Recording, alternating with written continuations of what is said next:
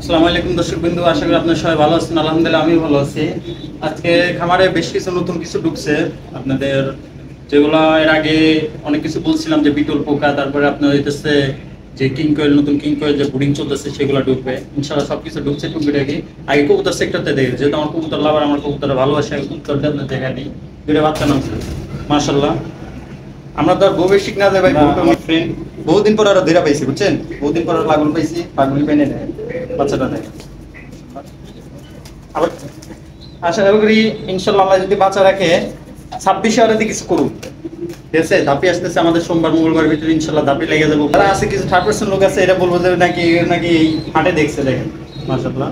এর এখনই সেটআপ দেখছেন, মাত্র আজকে আদা করছে সেটআপ, পুরো ময়ূরের পাংখার মতো।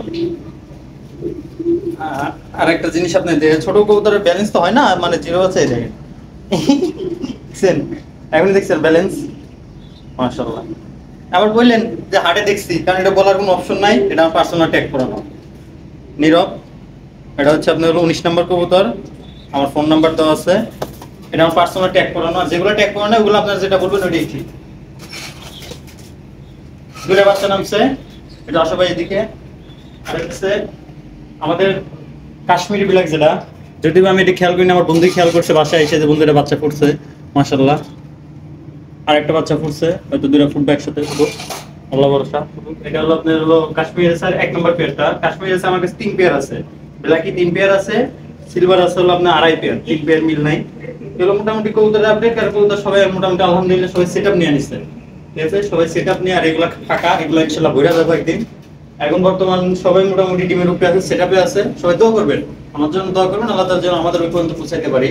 আচ্ছা, ছোট কিং কোয়েল গুলা দেখেন, ছোট কিং কোয়েল যেগুলো ব্রিডিং চলতেছিল, এখন এটা 18-20 দিন বয়স আছে।